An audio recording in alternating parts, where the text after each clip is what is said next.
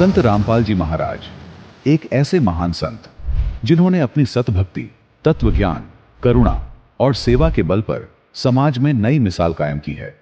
संत रामपाल जी महाराज की अगुवाई में उनके सभी सतलोक आश्रमों से समाज कल्याण के अद्भुत कार्यों ने समाज को सुनहरे भविष्य की एक नई उम्मीद दिखाई है।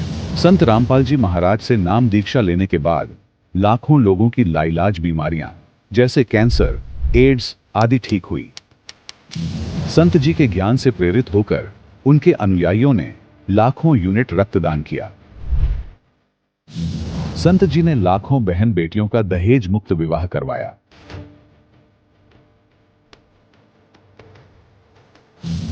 संत जी ने लाखों लोगों का नशा छुड़वाया, करोड़ों उजड़े परिवार बसे। संत जी के आश्रमों में समागम के दौरान निःशुल्क नेत्र चिकित्सा, दंत चिकित्सा प्रदान की जाती है। संत रामपाल जी महाराज द्वारा समय समय पर पर्यावरण संरक्षण के उद्देश्य से बड़े स्तर पर वृक्षारोपण किया जाता है। संत जी ने जरूरतमंदों को तत्काल राहत पहुंचाने के लिए एम्बुलेंस सेवा शुरू की। संत जी अपने अनुयायियों को देहदान के लिए प्रेरित करते हैं, जिससे मानवता की सेवा और चिकित्सा क्षेत्र में सुधार हो सके। संत रामपाल जी महाराज के सभी आश्रमों में हर रोज निशुल्क भंडारा आयोजित किया जाता है, जहां हर वर्ग, हर जाति और हर धर्म के लोग एक साथ बैठकर भोजन करते हैं।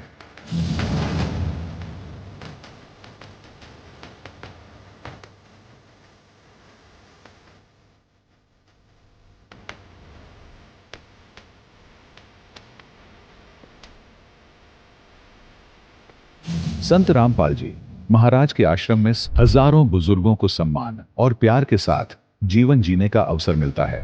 उनके खाने, रहने और स्वास्थ्य की पूरी जिम्मेदारी संत रामपाल जी महाराज उठाते हैं। अनाथ बच्चों के लिए संत रामपाल जी महाराज के सभी आश्रम किसी वरदान से कम नहीं। यहाँ उन्हें शिक्षा, संस्कार और भविष्य के लिए बेहतर अवसर प्रदान किए जाते हैं। चाहे बाढ़ हो, भूकंप या महामारी, संत रामपाल जी महाराज और उनके अनुयायी हमेशा ही जरूरतमंदों के लिए सबसे आगे खड़े रहते हैं। कोविड महामारी के दौरान संत रामपाल जी महाराज के आश्रमों से करोड़ों लोगों के लिए भोजन, दवाइयां और जीवन रक्षक सामग्रियां उपलब्ध कराई गई। चाहे गरीब की मदद हो या किसी शोषित और पीड़ित वर्ग के हक और सम्मान की लड़ाई, संत रामपाल जी महाराज ने हमेशा ही उनकी दबी आवाज को सरकारों तक पहुंचाया है और उन्हें उचित न्याय दिलवाने में अहम भूमिका अदा की है। समाज में आध्यात्मिक और सामाजिक मूल्यों के प्रति जागरूकता लाने में संत रामपाल जी महाराज हर कदम पर मानवता के सच्चे सेवक साबित हुए हैं। संत रामपाल जी महाराज का जीवन हमें सिखाता है कि सच्ची सेवा वही है जो निस्वार्थ भाव से की जाए। आइए हम भी इस महान सेवा के कार्य में इस महान संत से जुड़ें और संत रामपाल जी महाराज से नाम दीक्षा लेकर अपने जीवन को धन्य बनाएं।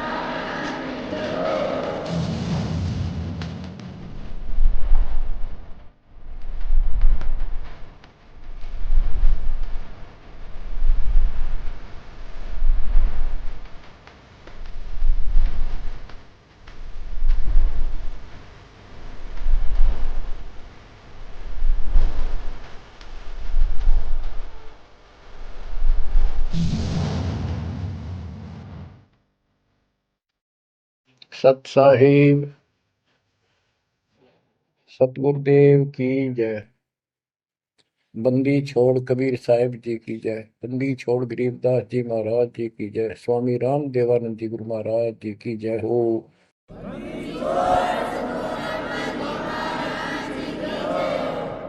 सर्व संतों की जय, सर्व भक्तों की जय, धर्मी पुरुषों की जय।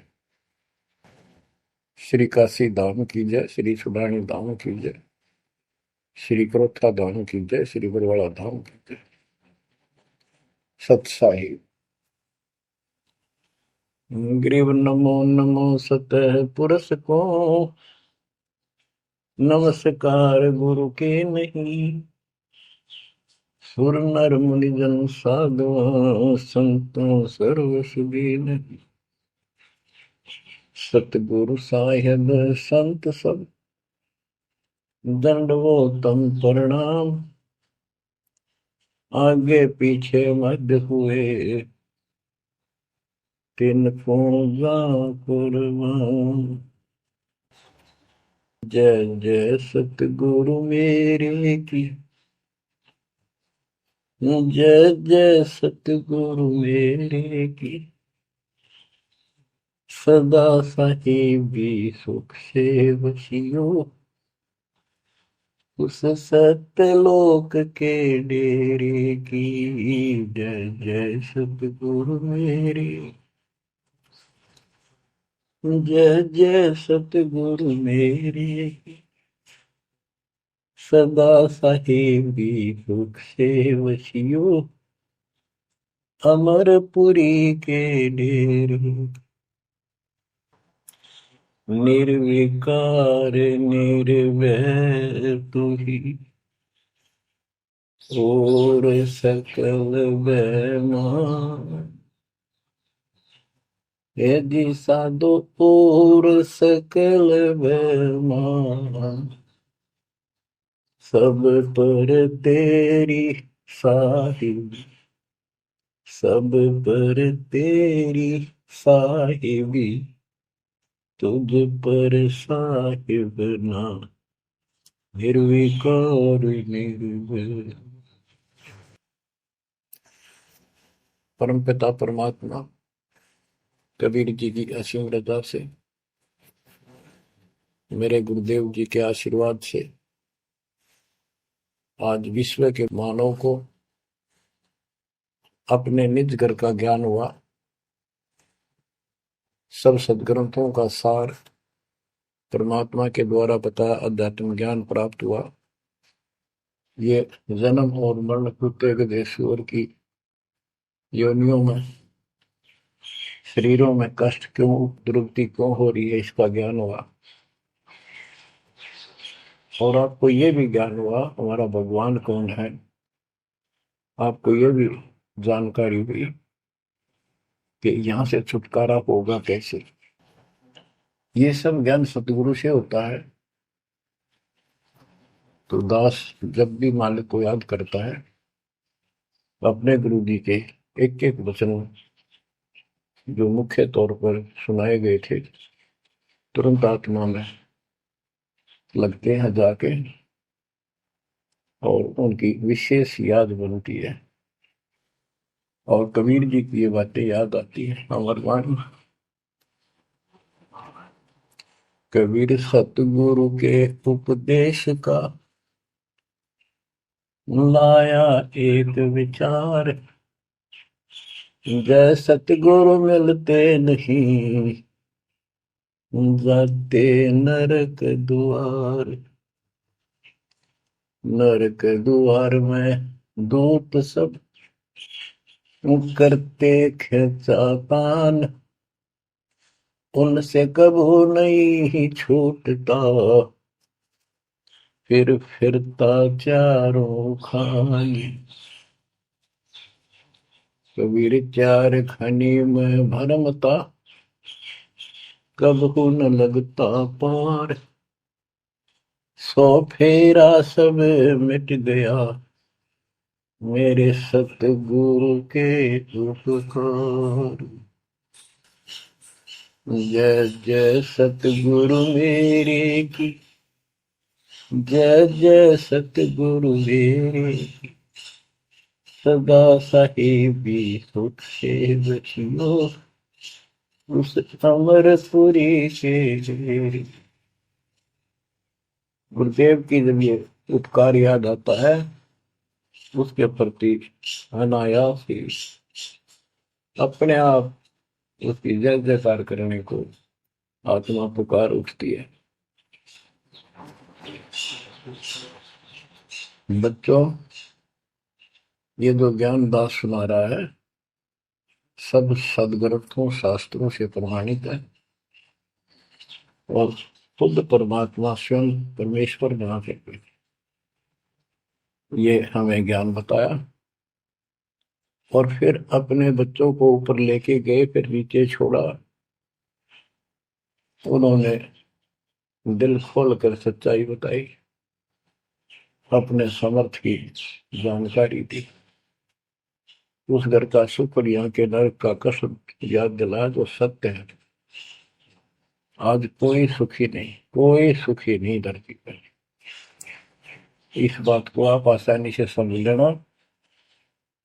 कबीर साहब कहते झूठे सुख को सुख है मान रहा मनमोद। एक छोटा सा गुजारा हो गया, अफसर बढ़ गया, नौकरी लग गई, कार होगी, कोठी होगी, माचा माचा करे। कल को मृत्यु के बाद वही कुत्ता बनकर उस कोठी के बाहर बैठेगा, कोई टूक नहीं डालेगा।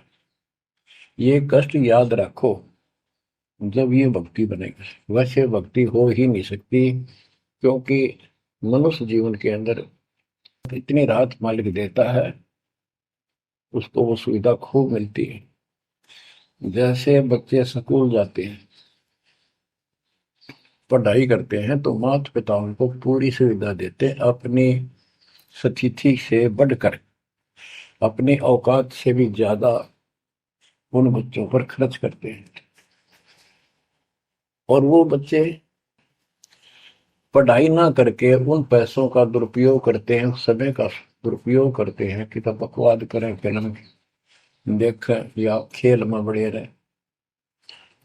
तो अंत में वो फेल होकर के मजदूर लगते हैं। दास हरियाणा की इरिगेशन डिपार्टमेंट के अंदर सिंचाई विभाग में, यानी जूनियर इंजीनियर की पोस्ट पे था। तो वहां काम चल रहा था, हम खड़े थे, मजदूर भी थे। हमारा माइनर इरिगेशन का काम था। एक रोड का निर्माण हो रहा था वहीं पर। रोड के निर्माण पर मजदूर वहीं थे। हमारा भी काम उनके पुल बनाकर पार करना था, उस सड़क को निकाल के। वहीं खड़े थे, उनका एक्शन आया और फिर वो चला गया अपना देख दाख के। उस एक्शन के जाने के बाद एक मजदूर कहता है, ये मेरा क्लास फेलो था, मेरा सहपाठी था, मैं बकवादों बड़ा रहा, पढ़ा नहीं, खेलने जाता, बीच में स्कूल छोड़कर बाहर भाग जाते, और मैं फेल हो गया, ये पास हो गया। देखा जिसकी किसी में है, गाड़ी में चलता है, बढ़िया कोठी बना ली है, और मेरे बच्चे वही रेत में पड़े हैं। यूं कहकर उसकी आंखों में पानी आ गया। कबीर साहब कहते आज 6 दिन पाछे गए, गुरु से किया ना हित, अब पछतावा के करे, चिड़िया चुगी खेत। इसी प्रकार बच्चों, आज आप इस परमात्मा के कॉलेज में, स्कूल में, यदि आप ठीक से नहीं पढ़ोगे, नहीं सत्संग सुनोगे, सेवा नहीं करोगे, दान नहीं करोगे, मर्यादा का पालन नहीं करोगे, फिर ऐसे रहोगे। कबीर साहब कहते हैं, हिड़की दे दे रोवेगी सुरता जब तू चल लेगी अकेली। हे आत्मा, जिस परिवार को और जिस ठाठ बाट को, जिस राज को, जिस पद को देख कर आज जो भगवान याद में आता नालायक, यू तेरे साथ नहीं जाएगा। जिस दिन यम के दूध घसीट के ले जाएगी, टक्कर मारेगी इधर उधर, डड्डा होगी बुरी तरह, तरीको नहीं सुनेगी। खिड़की दे दे रोएगी सुरता जब तू चल लेगी अकेली। आंख खोल ले। बच्चों, ये साफ बातें हैं, कति स्पष्ट है, 100% सत्य है, 200%, 1000% सत्य है। पर यह आत्मा क्यों ना मानती, यो मन ना मानने देता, तो यो मनाना पड़ेगा। अब इसका तरीका यही है, सत्संग सुनो, मनन किया करो, थोड़ी देर बैठ कर सोचा करो। यो नहीं बस सत्संग सुन रहे, बस बंद हुआ फटाफट बातें, वो करूंगा वो करूंगा, कर तो सारा लो। उसके अंदर भी परमात्मा मदद करेगा, तुम्हें लाभ मिलेगा ना। कति सिर पटक लियो, कोई राहत नहीं मिलेगी। अगर यूं सेठ बनते हो तो सारे बन जाते, सारे बाजे बाजे, फिर पल्ला कुछ भी को नहीं। बच्चों, आंख खोल लो बस। मैं तो आखिरी सांस तक ये बोलूंगा, क्योंकि मेरे अंदर तो ये फीड कर दिया मेरे दाता ने, मेरा कर्तव्य बना दिया। मैं अपने कर्तव्य पर उनको बोलूं नहीं। आगे आपकी किस्मत, आपके कर्म, आप कितना इसके ऊपर खरे उतरोगे, कितना इसको फॉलो करोगे। ग्रीव न्योली नाद सुभान गति, लड़े भुजंग हमेश, जड़ी जान नाम जगदीश है, विष नहीं व्याप शेष। एक वाणी में कितना गजल का ज्ञान भर दिया। न्योल नाद सुभान गति, लड़े भुजंग हमेश, जड़ी जानो जगदीश का नाम है, नाम जगदीश है, विष नहीं व्याप शेष। एक छोटा सा जानवर होता है, गिलहरी से थोड़ा बड़ा, न्योल, नेवला। और सांप कितना बड़ा होता है, चाहे कितना बड़ा सांप हो, ताकतवर हो, न्योला उसको मार देता है, उसको पराजित कर देता है। कैसे करता है, उसको पता होता है। वो सर्प को उस समय छेड़ता है जब आस पास कोई वो बूटी होती है, कोई औषधि का पौधा होता है, उसमें से सुगंध श्वास के द्वारा भर के लाता है अपने फेफड़ों में, और सर्प के सम्मुख होकर उसको छोड़ देता है। उस जड़ी की स्मेल से, उसकी महक से वो सर्प डगमग हो जाता, उसको चक्कर आने लग जाते हैं। उस जड़ी में इतनी ताकत है, वो सर्प को कंडम कर देती है, उसको होश नहीं रहता। तो सर्प फिर भागने की चेष्टा करता है, और नेवला उसकी मुंडी पे बैठकर उसको पकड़ कर ऐसे रगड़ देता है। बार बार छोड़ता रहता है, वो मर जाता है, श्वास छोड़ता रहता है। तो बच्चों, यहाँ परमात्मा के ज्ञान को, परमात्मा की शक्ति और उस नाम की महिमा को परम पूज्य आदरणीय संत गरीबदास जी महाराज किस प्रकार डिफाइन करते हैं। गिरिवन्योल नाद सुभान गति, लड़े भुजंग हमेश, जड़ी जानो नाम जगदीश है, विष नहीं व्याप शेष। के दो ये मंत्र आपको दिए हैं, ये परमात्मा का नाम जो है, ये वो जड़ी है, नाग दमन जड़ी है। ये न्योल नाद सुभान गति, लड़े भुजंग हमेश। कि न्योला अपने से कई गुणे ताकतवर सर्प के साथ उस जड़ी की ताकत से लड़ता है, उसको भगा देता है, मार देता है। वैसे ही सतनाम जो सच्चा नाम को मिले हैं, प्रथम, द्वितीय और सारनाम, ये समझो यह जड़ी है। इन भूत प्रेत और अन्य देवी देवता पितर पुत्र की तो बात छोड़ो, मेरे भूत तो छोड़ो, इनकी तो गल्ला छोड़ो। अगर काल भी आ जाए ना, विष्णु व्याप शेष, शेष नाग तो सब तो ताकतवर हजार पुनः के, कि इतना ताकतवर काल है। आप इस मंत्र विधि से लिए हुए मंत्र को, जैसे जिसका नामकरण होगा उससे कोई असर नहीं होने का।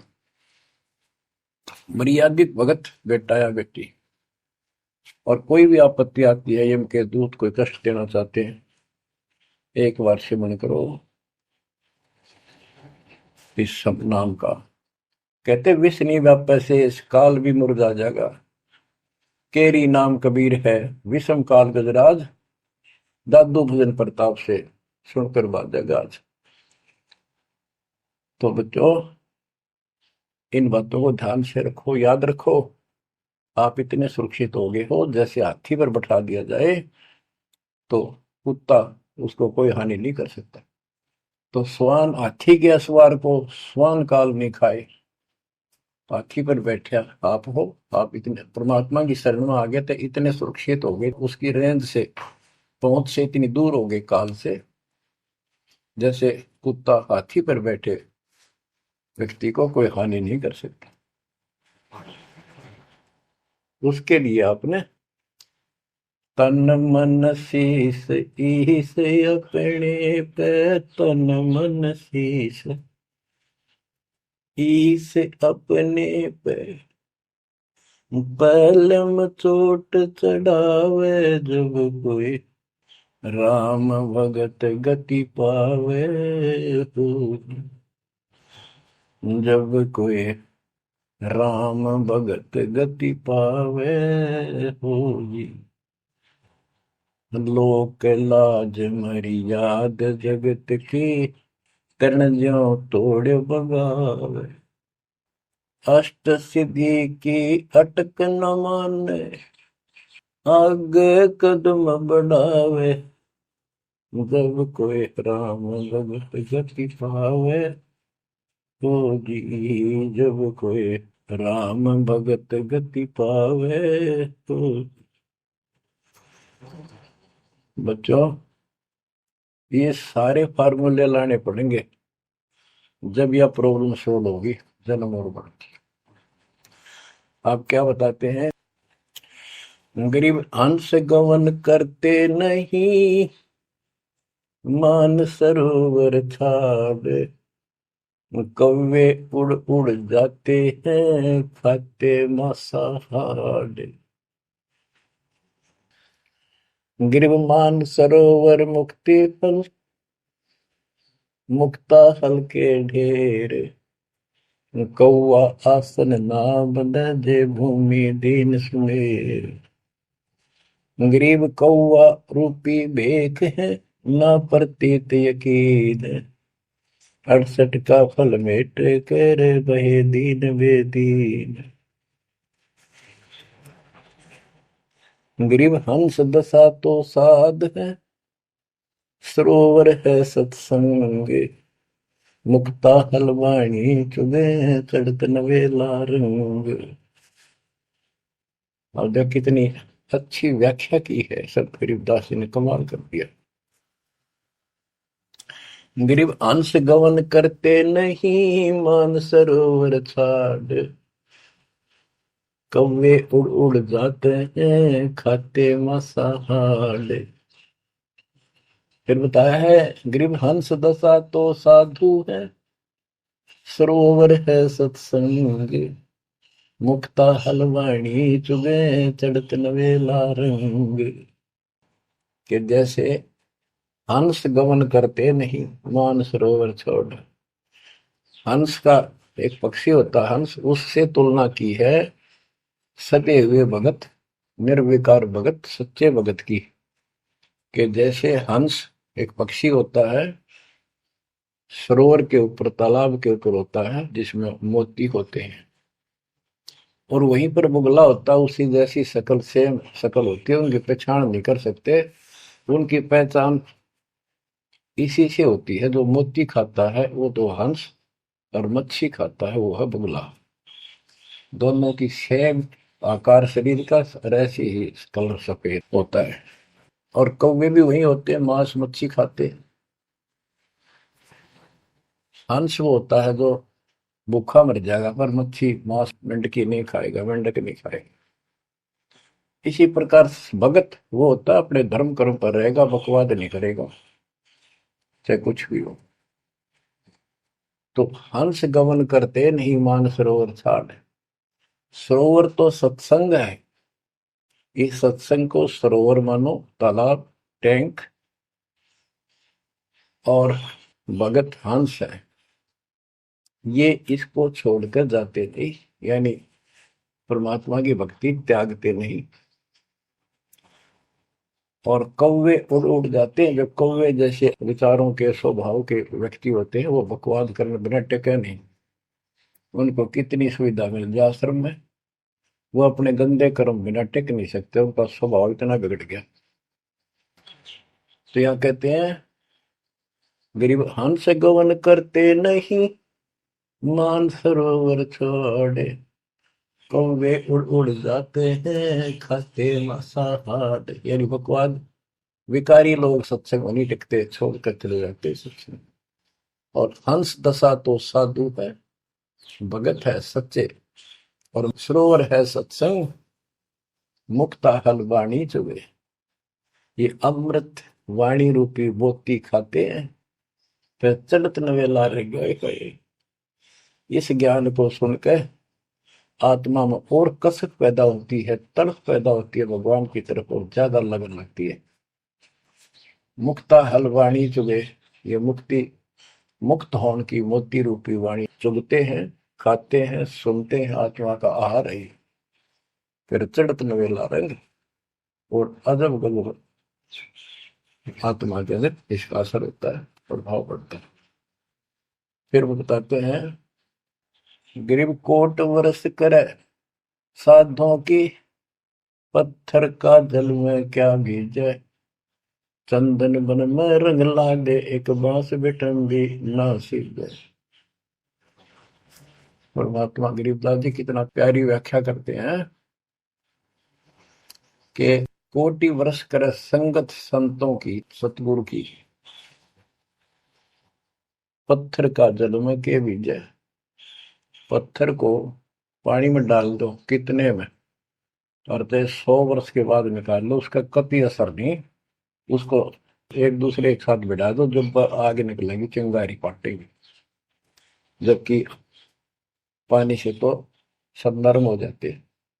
इसी प्रकार बताया है कि जो निकम्मी आत्मा है, पत्थर हो चुके हैं काल के बकवाद कर करके, वो सत्संग में कितने दिन रहो, उनका कभी असर नहीं हो, उन बकवाद करनी ही करनी।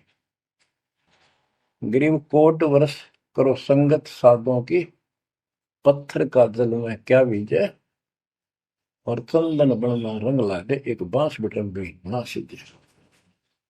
चंदन का एक पेड़ होता है, उसमें से समय निकलती है बहुत सुंदर, गुड समय। और आसपास के जितने पेड़ उसके पास होते हैं, उनको भी उनकी स्मेल से उनमें भी स्मेल आनी शुरू हो जाती है। अगर उसको काट दिया जाता है दूसरे वृक्ष को, उसकी लकड़ी कहीं ले जाते हैं बाहर, तो उसमें स्मेल आती है, लोग चंदन समझते हैं। और कुछ नकली व्यापारी उनको चंदन के रूप में बेचते भी हैं। कहने का भाव ये है कि सतगुरु के पास रहने से, सत्संग सुनने से अच्छी आत्माओं का तो असर पक्का होगा। लेकिन बांस बिटम भी ना सीधे, बांस का जो होता है पेड़, एक जैसा बांस देखा आपने, ये पेड़ होता है इसका, लंबे लंबे होते हैं, इस पे चंदन का कोई असर नहीं होता। तो जो बांस जैसे कट्टर इंसान है, जिनकी आत्मा गिर चुकी है, मर चुकी है, उन पर इनका असर नहीं होता। वो ऐसे लोग हैं, संगत माई कुसंगत उपजा, जैसे अपन में बांस, आपा किसके से आग लगा हुआ कर बनखंड का विनाश। अब क्या बताते हैं, जो सत्संग में आकर भी बकवादी है और उनका असर नहीं हो रहा, वही कर्म बकवादों वाले करते हैं, नाम तोड़े हैं, सार नाम लेकर भी बकवाद करते। बच्चों, आप सुन रहे हो अमृत वचन, अमर ज्ञान।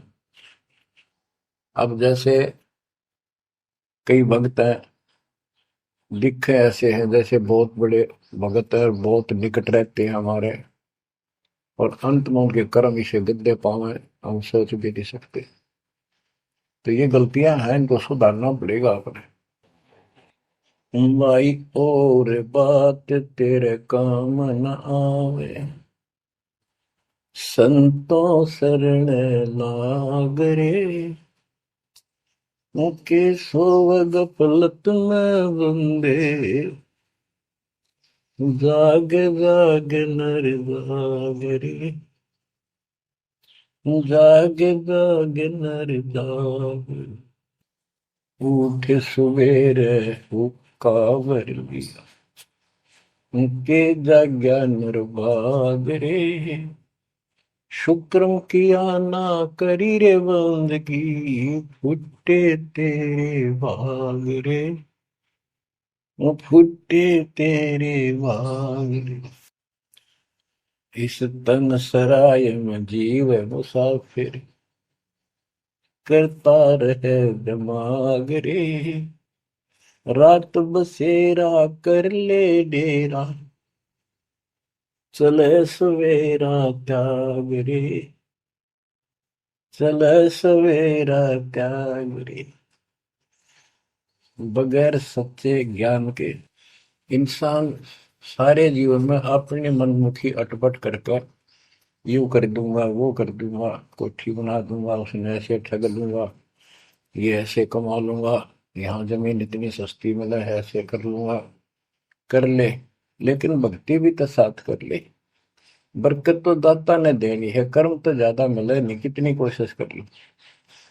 कर्म से अधिक लेना है तो धनी की शरण माना होगा। इस परमात्मा कबीर जी के हाथ में वो कलम है जो पाप कर्म को काट के शुभ कर्म लिख देता है। आपके भाग बना है उसको भी लिख देता है, आपके संस्कार ठीक कर देता है। इस तन सराय में जीव मुसाफिर, करता रहे दिमाग रे, रात बसेरा कर ले डेरा, चले सवेरा त्याग रे, चले सवेरा त्याग रे। ये जीवन आपका एक सोच लो स्वप्न है, और यह नींद जब खुलेगी, मृत्यु होगी जब आंख खुलेंगी, जब यह नींद टूटेगी सवेरा होगा, कुछ ही नहीं पाओगा उस बात में। एक भगत बता रहा था, नाम लेने से पहले मैं रिक्शा चलाया करता हूँ, ने कल्पना हुई गाड़ी लूंगा और मैं खूब टी टी करके चलाया करूंगा। सपना भी वही आ गया, जैसे मैंने बढ़िया गाड़ी ले ली और किराए पर ला रखी है, खूब जोर से चला रहा हूँ, बढ़िया रोड है, आगे एकदम ब्रेक मारने लगा, जोर तक पैर मारा, वहां पट्टी पुरानी शॉर्ट रजाई थी, उसमें कार पार पैर निकल गया, वह भी पाट गई। उठा तो देखा ना को कार ना गाड़ी, वो झोपड़ी में पड़ा हूँ। तो बच्चों ये स्वप्न साधा टूट उठ के तो मुंड पकड़ हुआ है। तो ये स्वप्न है जो तुम टी टी करके चल रहे हो, कितने दिन चालोगे। इस तन सराय में जीव मुसाफिर, करता रहे दिमाग रे, रात बसेरा कर ले डेरा, चले सवेरा त्याग रे, चले सवेरा त्याग रे। घूमता चोला बना न मोड़ना, लगे दाग पे दाग रे, दो दिन की गुजरान जगत में, क्यों जड़े बरानी आग रे, क्यों जड़े बरानी आग रे। कुबद का चढ़ी चढ़गी चित पे, तू होया मनुष्य नाग रे। ओए होए। यानी जिसका जितना सामर्थ्य है, जब तक इसको ज्ञान नहीं है, कोई न कोई ऐसा दुख दे रखेगा दूसरे को, ताकतवर है वचन से कैसी वो गलत बात कह देगा। और निर्बल दुर्बल ऐसा है व्यक्ति की आत्मा रोती रह जाएगी, या किसी को लूट लेगा। बड़ा अफसर है, ऐसी कलम चला देगा, मरो से जियो। कोई अन्यायी जज है, न्याय कर देगा, मरो से जियो। तो यह कहते हैं, कुबद का चढ़ी चढ़गी चित पे, तू होया मनुष्य नाग रे। हाय हाय। आदमी से नाग बढ़ गया, नाग है, जैसे दुर्वासा ने श्राप दे दिया है, 56 करोड़ यादव मर गए। चुनो कृषि ने तपस्या करी थी, या खाक तपस्या थी। तो इसे जड़े हुए ढोयर जो आम व्यक्ति है, जो भक्ति नहीं करता, कुछ पद प्राप्त है, जो ताकत है गांव में या शहर में या खेत राज का हिस्सा है, उसको कह रहे हैं गरीबदास जी, कुबद का चढ़ी चढ़गी चित पे, तू होया मनुष्य नाग रे, सुबह नहीं सजन सुख सागर, बिना प्रेम बैराग रे, बिना प्रेम बैराग रे। हर्षो मरै सो हंस कहावे, कामी क्रोधी काग रे, भौरा ना भरम इस विष के वन में, चल बेगमपुर बाग रे, चल बेगमपुर बाग रे। शब्द सैन सतगुरु की पहचान, पाया अटल सुहाग रे, शब्द सैन संकेत, शब्द सैन सतगुरु की पिछानी, पाया अटल सुहाग रे, नतानंद महबूब गुमानी, प्रगट पूर्ण भाग रे, प्रगट पूर्ण भाग रे। हर्ष उमरै सो हंस कहावै। मर्यादा में रह के जो भक्ति करता है वो हंस कहलाता है। और कामनी क्रोधी कागरे, मोरा न भर में इस विष के वर्ण। हे आत्मा, जो तू ये नकली सुख लेता फिरता है बकवादों के, कितने शराब पी ली, कितने सुल्फा पी लिया, कितने कोठी के लालच में, कार के लालच में दुनिया को लूट रहा है, बकवास कर रहा है कि हर सुमर सो हंस को हावे, कामी क्रोधी कागरे, भंवरा ना भर में इस विष के वर्ण। ये जहर का वर्ण है, तेरे जीवन को नष्ट कर देंगे ये नकली सुख। फिर बताया कि शब्द सैन सतगुरु की पिछानी, अपने गुरुदेव का संकेत समझा, सैन इशारा। और इशारा समझना चाहिए भक्तों को, तो क्या हाल होगा, मरने के बाद दुर्गति हो जाएगी, 2 दिन का जीवन है, खा के ये इस माचे में आचे करो, ये है सैन। और हमने तो खोल के बता दी, समझदार को तो संकेत पर्याप्त होता है। शब्द सैन सतगुरु की पिछानी, पाया अटल सुहाग रे, ये है तो कबीर साहब का शब्द, फिर भी चलो जैसा भी है।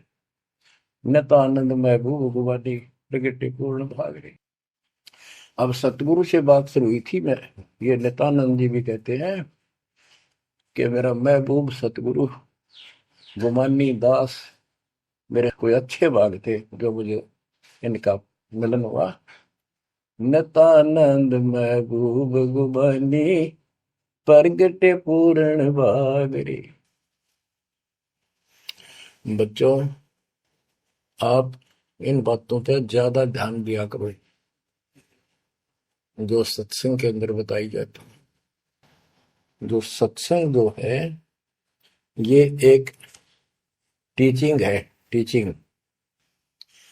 और बच्चे इस टीचिंग को सुनते हैं ध्यान से, इस पढ़ाई को ध्यान से सुनते हैं, इस पर अमल करते हैं, इसका अनुसरण करते हैं जो टीचर बताता है, क्योंकि टीचर सिलेबस से बताता है और सिलेबस से बताया हुआ जो भी ज्ञान है उसको स्टूडेंट्स ठीक से याद करते हैं, उसका अभ्यास करते हैं, तो जब परीक्षा होती है वे सफल होते हैं।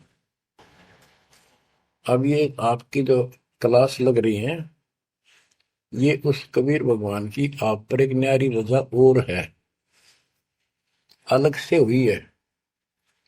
और समय अनुसार जहां भी आवश्यकता पड़ रही है, परमात्मा समय पर अपने बच्चों को उसी तरह वो सुविधा दे रहा।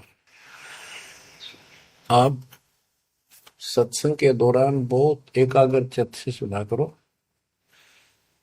ये समझो कि गुरु जी सामने खड़े हैं, देख रहे हैं।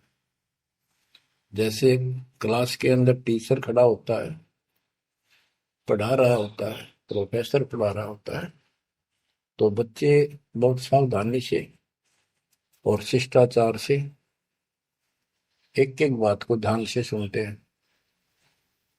फिर टीचिंग के बाद अपना सामान्य बातें भी करते हैं, नहाना धोना खाना पीना सारा कुछ करते हैं, खेत का काम भी करते हैं, माता पिता का हाथ भी बटाते हैं, करते हैं। लेकिन जो टीचिंग के दौरान उसने सुना है वो भूलना नहीं चाहता, वो उनको अलग से कुछ देगा। और उसके सुनते सुनते सुनते वो एक दिन एमएससी, टेक, इंजीनियरिंग, डॉक्टरी, पता नहीं क्या क्या पढ़ाई पढ़कर विद्वान बन जाते हैं। इसी प्रकार आप इस ज्ञान को सुनते रहोगे, सुनना पड़ेगा। अब तो दास सुना रहा है यहां से डायरेक्ट, फिर हजारों से ज्यादा सत्संग रखे हैं, उनको ऐसे ही सुना करो, 1 घंटा अवश्य लगाओ। दिन में 1 घंटा भी लगाओगे तो भी बहुत कुछ मिलता रहेगा, भूल नहीं पड़ेगी।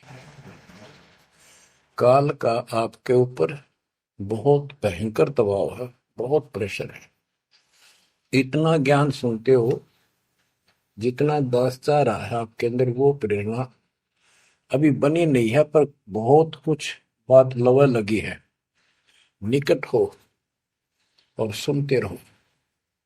ये भी एक बहुत बड़ी बात है। आप 3 समय सुन रहे हो, और ये समय निकालना भी मालिक की कृपा है ना। तो कल पता नहीं इस समय को कहाँ बिरान माटी में दुर्गति के अंदर लवा दे, कोई और समस्या खड़ी कर देगा।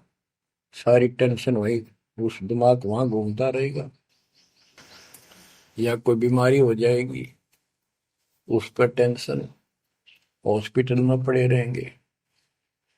तो ये परमात्मा की असीम रजा आपके ऊपर है, एक कलम तोड़ कृपा है।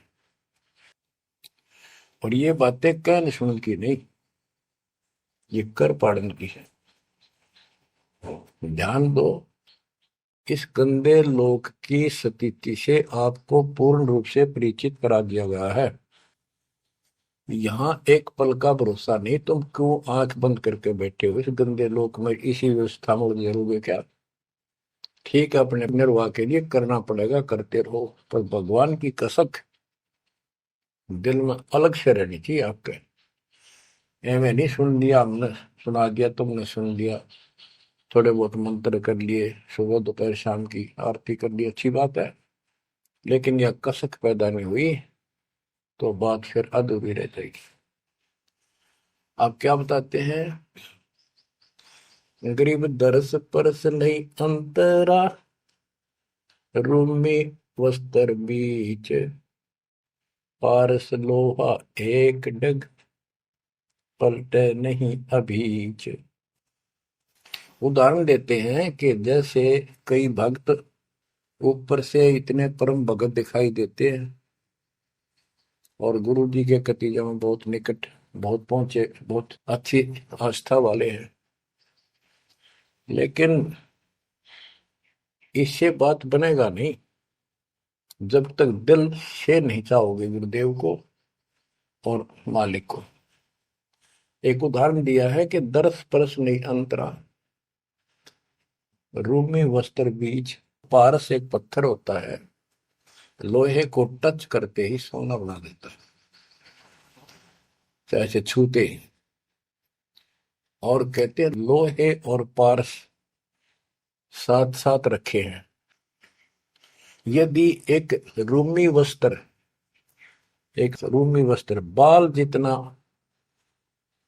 पतला कपड़ा, यदि इतना भी बीच में गैप रह गया पारस पत्थर और लोहे के, कितने दिन रखा रहो, उसमें कोई चेंज नहीं होगा, कोई परिवर्तन नहीं होगा।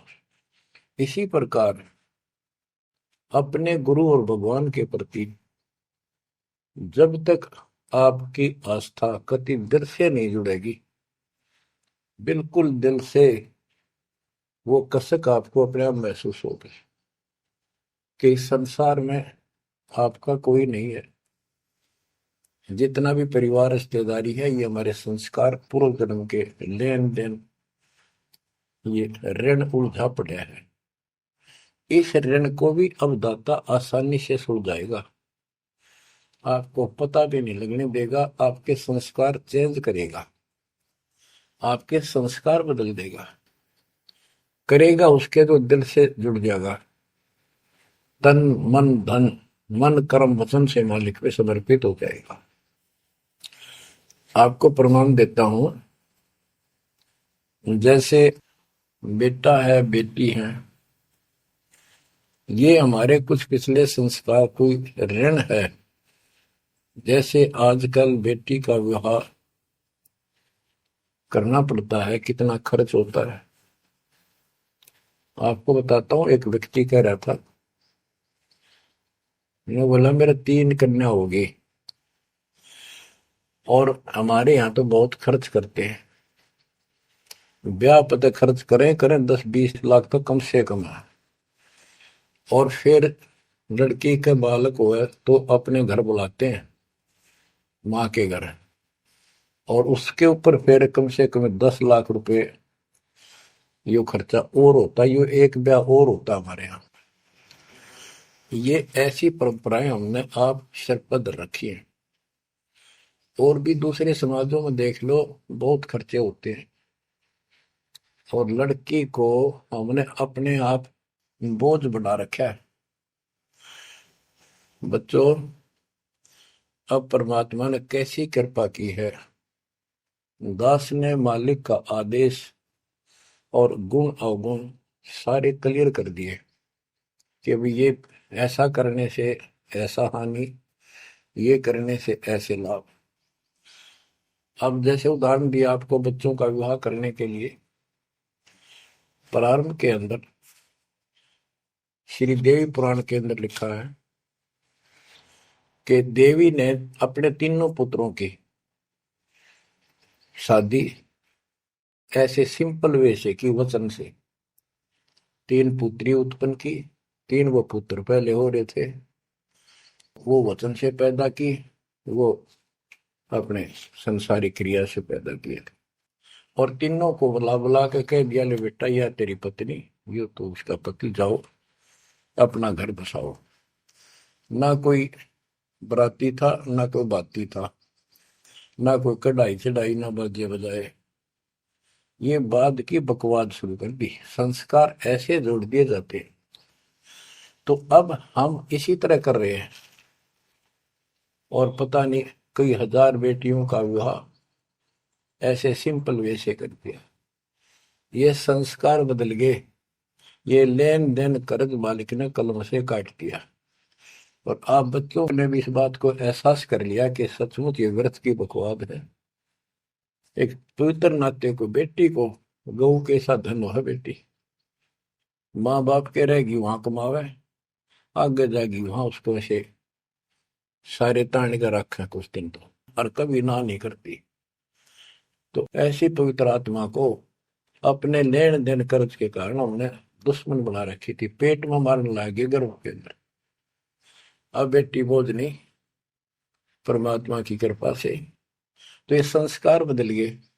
ये कलम से काट दिए दाता ने, वो लेन देन खत्म कर दिया आपने। अब हम भक्ति करेंगे। अब भी जो लोग भक्ति नहीं करेंगे, इन बकवादा में रहेंगे, मालिक ने इतने हल्के कर दिए, तो उनको भगवान कैसे पसंद करेगा। तो बच्चों, अब इस समय को संभालो और इस परमात्मा की समर्थता से परिचित हो जाओ। इस गंदे लोक ने अच्छी तरह समझ लो। यहां तुम नहीं रह पाओगे। और एक अंदर कसक बनाए रखो नारी कि ठीक है, जब तक यहाँ है खूब परिवार में रल मिलकर रहो, और सब ना अपने मालिक की बातों में ओ जाकर रखो, और गप्पे कम मारो। और गप्पे मारने की बकवाद पे मतलब की है, अपना जब टाइम लगा मालिक की चर्चा शुरू करते। कोई कथा देख ले, कोई वैसे भाई बहन की चर्चा करो, देखो उनका इतना दुख था, मालिक की दया से इतना सुख होगा। इससे ये मन का लगाम डली रहेगी। यदि तुम सत्संग सुनने के बाद फिर बाद में वही अपने गृहस्थी बेत की बातें करती हो, फोन पर बैठ कर करते रहते हो, फलाने से मर ले, दकड़े से कर ले, तो इनसे मालिक राजी नहीं होगा। आपको कष्ट शुरू हो जाएगा। गरीब स्वर्णादन देह दिल, तन मन नहीं मुकाम, कौन महल हंसा गए, कहाँ लिया विश्राम। गरीब 4 मुक्ति बैकुंठ बट, सपतपुरी सैलान, आगे धाम कबीर का, हंस न पावे जान। अब क्या बताते हैं कि ये जैसे 4 मुक्ति, बैकुंठ, शपथपुरी, ब्रह्मलोक, काल का 21 ब्रह्मांड का क्षेत्र लोक, अक्षर पुरुष का 7 संग ब्रह्मांड का लोक, इन सब से परे कबीर भगवान का स्थान है। गिरिव 4 मुक्ति बैकुंठ बट, सप्तपुरी शैलान, आगे धाम कबीर का, हंस ना पावे जान। के वहां सामान्य साधना से या काल तक की भक्ति से वहां नहीं पहुंचा जा सकता। तो उसके लिए क्या बताते हैं इस परम पिता परमात्मा की शरण माना होगा, कबीर साहब की शरण। गरीब काया काशी मन मगहर, दोहों के मद कबीर। काशी तज मगहर गया, पाया नहीं शरीर। गरीब काया काशी मन मगहर, अर्श कुर्स बीच मुकाम। जहां दुलहदी घर किया, आदि अंत विश्राम। बच्चों, परमात्मा कहते हैं कि वो दुल्हा सतलोक में निवास करता है, और वहां जाने के लिए आपको पूर्ण गुरु की आवश्यकता पड़ती है, और अपने मन का दोष दूर करना होगा। जैसे नाम भी ले लिया और खूब सेवा भी करते हो, भक्ति भी करते हो, अच्छी बात है, और मन में वही उठा पटक और दोष द्वेष लालच लोभ भरा है, तो के भक्ति करी। एक समय की बात है, गोपीचंद तथा भर्तरी, ये दोनों राजा थे, और राजाओं के पास कोई कमी नहीं होती धन की, सारा सुख होता है, पैसे हीरे मोती लाल। परमात्मा पाने के लिए उस सारे सुख को छोड़कर और गोरखनाथ जी के शिष्य बन गए। कति त्यागी बैरागी हो गए, तन पर एक लंगोट रखे, हाथ में करमंडल, जैसा उनका वेशभूषा होती है वो रखते। एक दिन गोपीचंद और भर्तरी जा रहे थे रात्रि में, चांद की रोशनी अच्छी थी। किसी ने रास्ते में पान खाकर थूक रखा था और उसका बुलबुला सा बन गया। ये दोनों वहां जा रहे थे, तो चांद की रोशनी में वो बुलबुला सा चमका। भर्तरी को लगा कि ये लाल पड़ा है, लाल हीरा। उसने एकदम उस पर हाथ मारा ठाण खातर, उसका हाथ धस गया थूक में। अरे गोपीचंद हंसे। गोपीचंद बोले, नाथ जी क्या मिल गया ऐसा, कैसे बैठ गए चलते चलते। हाथ ने बोला, रहा तारा गजब हुई लक्ष्य थूक रखा था, मैंने सोचा लाल है। गोपीचंद बहुत हंसा, बोले जी लाल छूटे नहीं अभी तक। बोला भाई ये मन बड़ा निकम्मा है, मैंने सोची अब ठा लिया डपड़ा पड़ा के काम होगा, कि तो भंडारे कराएंगे खर्च कर देंगे। तो बोले ठीक है। तो गरीबदास जी कहते हैं, एक उदाहरण और देते हैं गरीबदास जी। गरीब बेरा साटे बेचिया, बैरागर सुल्तान। मालिन को जाना नहीं, बेबुद्धि खेचा तान।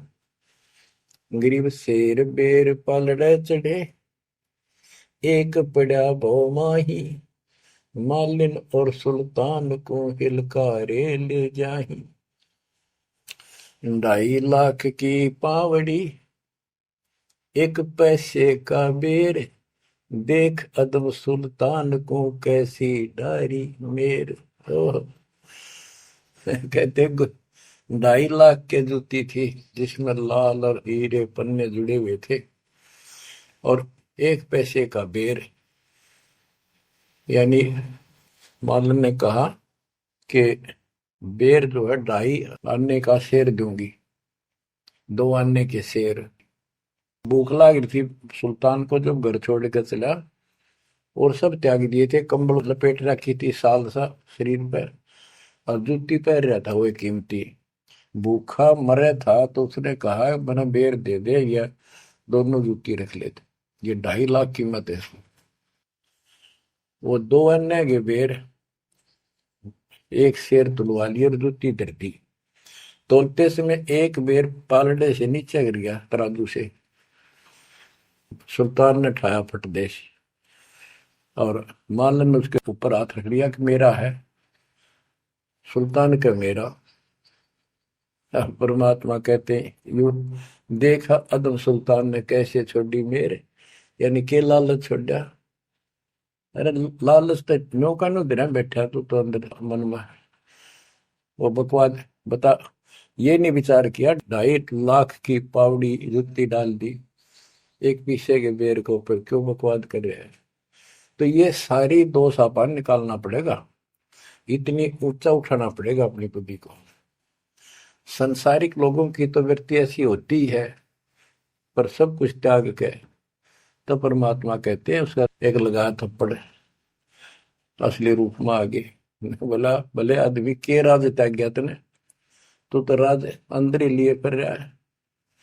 अपनी भूल का एहसास हुआ, महाराज बहुत नीच सही मन, देख कितनी बकवाद भरी है, बहुत बड़ी गलती होगी, दया करो। तो बच्चों इस प्रकार आपने भी थोड़ा सा ऊंचा उठना पड़ेगा। परमात्मा के लिए छोटी मोटी बातों पर अड़ंगा नहीं अड़ाना चाहिए। संसारी लोगों की रीति किसी हो, पर अपनी धर्म नीति को आगे रखे, उसके कारण आप ऊपर उठ जाओगे। गरीब 9 लाख नानक नाद में 10 लाख गोरख तीरे, लाख दत्त संगी सदा चरणों चरत कबीर। गरीब 9 लाख नानक नाद में 10 लाख गोरख पास, अनंत संत पद में मेले कोटि तेरे रविदास। गरीब रामानंद से लक्ष्य गुरु त्यारे शिष के भाई, चेलों की गिनती नहीं पद में रहे समाये। गरीब खोजी खालिक को मैंने ज्ञानी के उपदेश, सतगुरु पीर कबीर हैं सबका हो उपदेश। गरीब दुर्वासा और गरुड़ से कीना ज्ञान समोद, अरब रामायण मुख कही वाल्मीकि को शोध। परमात्मा जो भी भक्ति पर लगे हुए हैं उन अपने बच्चों को सबको मिलता है। दुर्वासा से मिले, गरुड़ से मिले, काकभूषण से मिले, शिव जी से मिले, विष्णु जी से मिले, ब्रह्मा जी से मिले, सबको मिलते हैं।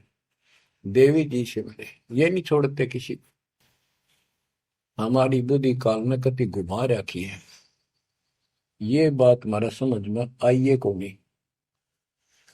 अब क्या बताते हैं कि वाल्मीकि के रूप में पांडवों की अश्वमेध यज्ञ में परमात्मा ने कैसा कमाल किया। गरीब फिर पांडवों की यज्ञ में शंख पचायन टेर, 12 कोटि पंडित जहां पड़ी सबन की मेर।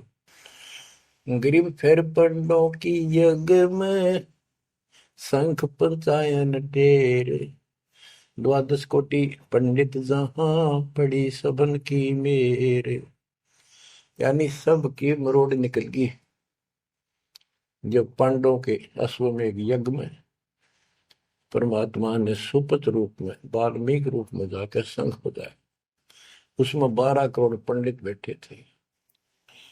गरीब 33 कोटि यज्ञ में आए 88 सारे, 12 कोटि वेद के वक्ता सुपच का शंख बजा रे। होए होए। कहते पांडवों की यज्ञ में 33 करोड़ देवता, 88,000 ऋषि और 12 करोड़ वेद के कंठ से याद करने वाले, डेली पढ़ने वाले पंडित। वह उनसे वो काम सिद्ध नहीं हुआ। और सुपथ उस हरिजन शूद्र वाल्मीकि से वो शंख बजा। यानी भक्ति ये बताते हैं मनुष्य जीवन प्राप्त करके जाति से कोई लिंक नहीं मालिक का, ना किसी मजहब धर्म से। वो परमात्मा की भक्ति सच्ची हो, उससे सब कुछ प्राप्त होता है। गरीब फिर पंडों की यज्ञ में शंख पंचायन टेर, 12 कोटि पंडित जहां पड़ी सबन की मेर। गरीब करी कृष्ण भगवान को शरणामृत से प्रीत, शंख पंचायन जब बजा लिया द्रौपदी सीत। कहते हैं उस वाल्मीकि के चरण धोके श्री कृष्ण जी ने पिया, और द्रौपदी ने पिया जब जाकर शंख बजा। गरीब द्वादश कोटि पंडित जहां और ब्रह्मा विष्णु महेश, शरण लिए जगदीश को जिसको रटता शेष। गरीबदास जी कह रहे हैं कि 12 करोड़ पंडित थे वहां पर, ब्रह्मा विष्णु महेश, और कृष्ण जी ने उस वाल्मीकि के चरण छुए, शरणामृत पिया, जिसको शेष नाग भी जिसकी पूजा करता है। इनका सबका चौंध लाग रही है। शेष नाग भी श्री कृष्ण को भगवान मान रहा है, विष्णु जी को। और अब आपको पता भगवान है कौन, तो जैसे भी जिसको तुम संपूर्ण शक्तिमान बैठे हो, उससे भी काम ना बढ़े, हर एक बाल में एक छोटी जाति वाले से, और वो शंख बज गया, अनमोल काम हुआ। अब बच्चों ये विचार करो कि जिनको हम भगवान मानते थे ये सारा फेल हो गए परमात्मा कबीर जी के सामने। कहते हैं गरीब द्वादश कोटि पंडित जहां और ब्रह्मा विष्णु महेश, शरण लिए जगदीश ने जिसको रटता शेष। गरीब वाल्मीकि के बाल सम नाही तीनों लोक, सुर नर मुनिजन कृष्ण समेत पंडो पाई पोख। बच्चों ये आप महाभारत में भी सुना करते पहले हम खूब, और ये क्या करते प्रश्न तो उठाया करते, कृष्ण जी से शंख नहीं बजा और उस वाल्मीकि सुपर सुदर्शन से कैसे बच गया। तो वो हमारे धर्म गुरु जैसा उत्तर देते हम उन्हें सच्चा मान लिया करते, सत्य है, क्योंकि स्वयं ज्ञान नहीं था। वो कहा करते थे कि सुदर्शन उनका परम भगत था। भगवान भगत को महिमा देते हैं। ये तो ये बात दिमाग में, 33 करोड़ देवता, 88,000 ऋषि, ब्राह्मण 12 करोड़, क्या उनमें उसका कोई भगत नहीं था। श्री कृष्ण ने खा ली रोटी, शिव जी ने खा ली, ब्रह्मा जी ने भोजन पा लिया। ये तो यही वहां बात समझ में यह कहानी की थी। तो ये तत्व ज्ञान था, ये उड़ जा रखा था। 9 मन सूत, कबीर साहब कहते 9 मन सूत उड़ जिया, ऋषि रहे जखमार, सतगुरु ऐसा सब जाते उड़ जे ना दूजी बार। अब ये 9 मन सूत सुलझ गया, अब इस कलयुग मत उड़जेगा नहीं। बच्चों अजब गजब कर दिया दाता ने आपके ऊपर कलम तोड़ दी, ऐसा निर्णायक दातन ज्ञान आपको प्राप्त करा दिया। देखो आप शिक्षा ग्रहण करते हो, अच्छी बात है, इंजीनियरिंग कर ली, डॉक्टर बन गए, IAS IPS बन गए, या कोई और टीचर लाइन में चले गए। ये तो सिर्फ एक रोजी रोटी का काम है बस, इससे और कोई ज्यादा लाभ नहीं होने का। और ये रोजी रोटी भी सब ना मिलती, पढ़ रहे तो पता नहीं कितने शिक्षा ग्रहण करते हैं बच्चे। यह शिक्षा आपको इसलिए दिलवाई है परमात्मा ने कि आप कल्याण करा लो, नहीं तो परमात्मा के गरीबदास जी ने बताया कोट जन्म तन भरमत हो गए, कुछ नहीं हाथ लगा रे, कुकर शुकर खरबा बोरे कौआ हंस बुआरे, कोटि जन्म तू राजा की ना मिटी न मन की आशा, भिक्षुक होकर दर दर घूमा मिला न निर्गुण रासा। इंद्र कुबेर ईश की पदवी, ब्रह्मा वर्ण धर्म राया, विष्णुनाथ के पुर को जाकर तो फिर उठा। अब ठीक है तुम ईसन फाइनल माल बैठे, बहुत अच्छा पढ़ गया बेटा बेटी, बहुत बढ़िया नौकरी लगी, वाह वाह वाह। अरे के इंद्र कुबेर ईश की पदवी, ब्रह्मा वर्ण धर्म राय, विष्णुनाथ के पुर को जाकर फिर भी वापस आए। गरीब 3 लोक का राज जय जीव को कोई दे, लाख बधाई क्या करे जो नहीं नाम तेरे। एक छोटी सी पोस्ट या पद या मंत्री, मुख्यमंत्री, प्रधानमंत्री बन गया, छड़ दे इन गल्लां कुछ ना दे इन बातों में। एक कौड़ी का जीव नहीं जिसके पास सच्ची भक्ति नहीं। आपके ऊपर जो मालिक ने कृपा करती, पुण्यात्मा हो, आप सामान्य आत्मा नहीं हो। 27 साल हो गए यही आवाज, यही परमात्मा की महिमा गुणगान करते करते।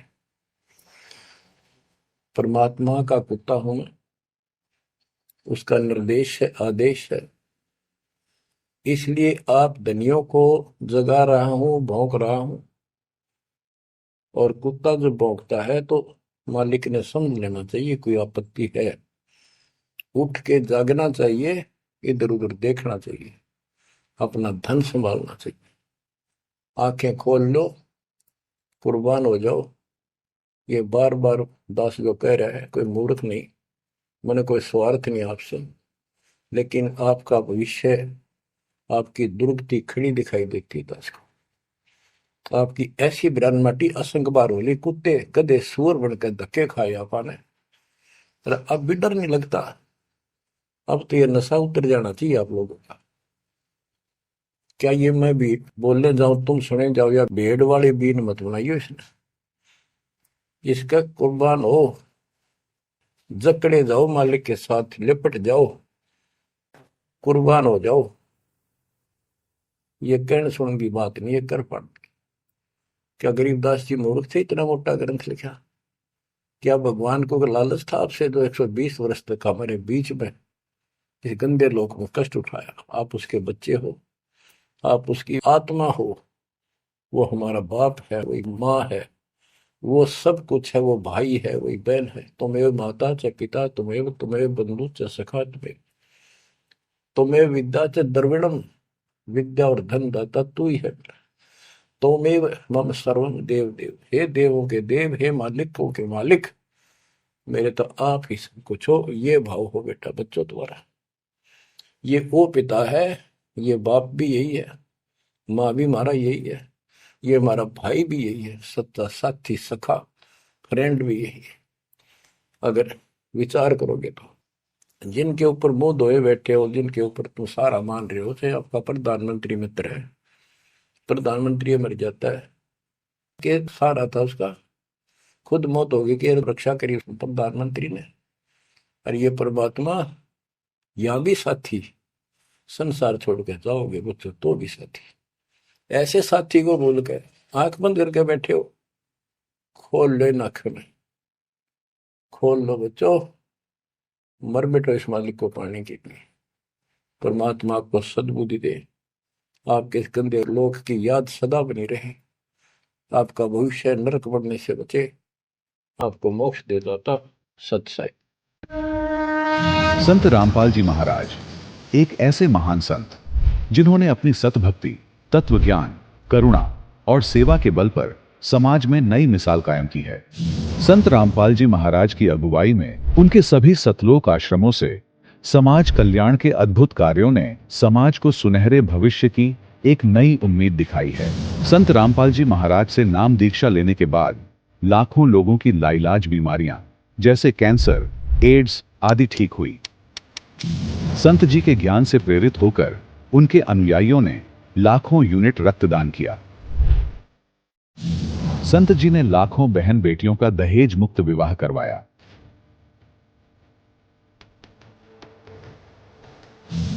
संत जी ने लाखों लोगों का नशा छुड़वाया, करोड़ों उजड़े परिवार बसे। संत जी के आश्रमों में समागम के दौरान निःशुल्क नेत्र चिकित्सा, दंत चिकित्सा प्रदान की जाती है। संत रामपाल जी महाराज द्वारा समय समय पर पर्यावरण संरक्षण के उद्देश्य से बड़े स्तर पर वृक्षारोपण किया जाता है। संत जी ने जरूरतमंदों को तत्काल राहत पहुंचाने के लिए एम्बुलेंस सेवा शुरू की। संत जी अपने अनुयायियों को देहदान के लिए प्रेरित करते हैं, जिससे मानवता की सेवा और चिकित्सा क्षेत्र में सुधार हो सके।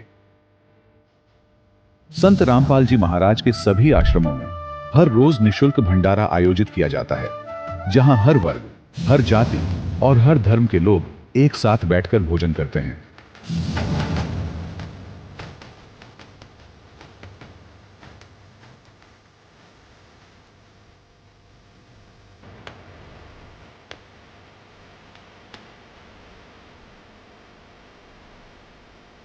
संत रामपाल जी महाराज के आश्रम में हजारों बुजुर्गों को सम्मान और प्यार के साथ जीवन जीने का अवसर मिलता है। उनके खाने, रहने और स्वास्थ्य की पूरी जिम्मेदारी संत रामपाल जी महाराज उठाते हैं। अनाथ बच्चों के लिए संत रामपाल जी महाराज के सभी आश्रम किसी वरदान से कम नहीं। यहाँ उन्हें शिक्षा, संस्कार और भविष्य के लिए बेहतर अवसर प्रदान किए जाते हैं। चाहे बाढ़ हो, भूकंप या महामारी, संत रामपाल जी महाराज और उनके अनुयायी हमेशा ही जरूरतमंदों के लिए सबसे आगे खड़े रहते हैं। कोविड महामारी के दौरान संत रामपाल जी महाराज के आश्रमों से करोड़ों लोगों के लिए भोजन, दवाइयां और जीवन रक्षक सामग्रियां उपलब्ध कराई गई।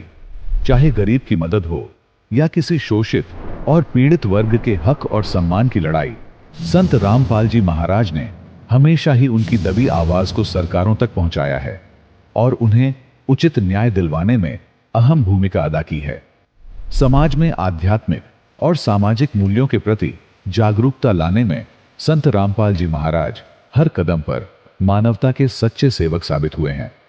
संत रामपाल जी महाराज का जीवन हमें सिखाता है कि सच्ची सेवा वही है जो निस्वार्थ भाव से की जाए। आइए हम भी इस महान सेवा के कार्य में इस महान संत से जुड़ें और संत रामपाल जी महाराज से नाम दीक्षा लेकर अपने जीवन को धन्य बनाएं।